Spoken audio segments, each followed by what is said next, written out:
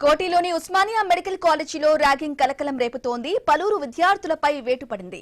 BDS మొదటి సంవత్సరం విద్యార్థులను ర్యాగింగ్ చేశారని ఫైనల్ ఇయర్ స్టూడెంట్స్ పై కేసు నమోదైంది. ఇక Osmania medical college principal Sanjeev Singh Yadav ఫిర్యాదుతో 12 మంది ఫైనల్ ఇయర్ స్టూడెంట్స్ పై Telangana prohibition of ragging act కింద సుల్తాన్ బజార్ పోలీసులు కేసు నమోదు చేశారు. ర్యాగింగ్ కు పాల్పడిన విద్యార్థులను 6 నెలల పాటు ప్రిన్సిపల్ సస్పెండ్ చేశారు.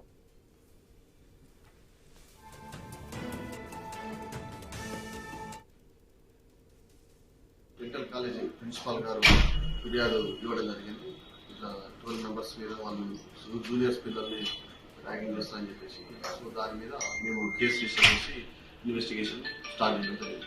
అట్లేం లేదు, వాళ్ళ సీనియర్ పిల్లలు అతను కూడా సర్జరీ కాదు, బీడీఎస్ ఉన్న పిల్లలు ఎవరైతే సీనియర్ ఉన్నారో అతను వీళ్ళని సపోర్ట్ చేయడానికి పోయింది జూనియర్స్కి. సో అక్కడ వాళ్ళకి గొడవ జరిగిందని చెప్పేసి కంప్లైంట్ ఇచ్చారు. ఇన్వెస్టిగేషన్ చేయడం అంటే వాళ్ళు అందులో అయితే ఒక 6 మంత్స్ నుంచి అని చెప్పి చెప్పారు వాళ్ళకి. బట్ ఇన్వెస్టిగేషన్ పూర్తి వివరాలు తెలుస్తుంది.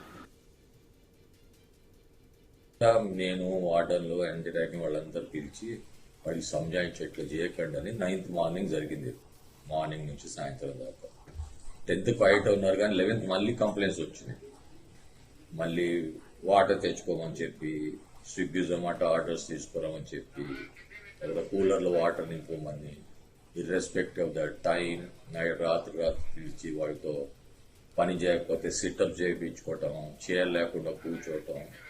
ఒక చిన్న పిల్లలు వస్తారు, merit students, poor and meritorious students come to usually to the government institute because of the rank వల్ల వస్తారు వాళ్ళు. సో సీనియర్స్ వచ్చి వాళ్ళని హెల్ప్ చేయాలి, ఇంట్రడక్షన్ తీసుకోవటం, వాళ్ళని మంచిగా మాట్లాడటం వేరే, కానీ ఇట్లా హ్యూమిలేట్ చేయటం మాత్రం తప్పు. హ్యూమిలేట్ చేయటం, వాళ్ళని కొట్టడం, వాళ్ళని ఫిజికల్ అబ్యూజ్ చేయటం, వాళ్ళు ఈ ర్యాగింగ్కి దిగజారారు.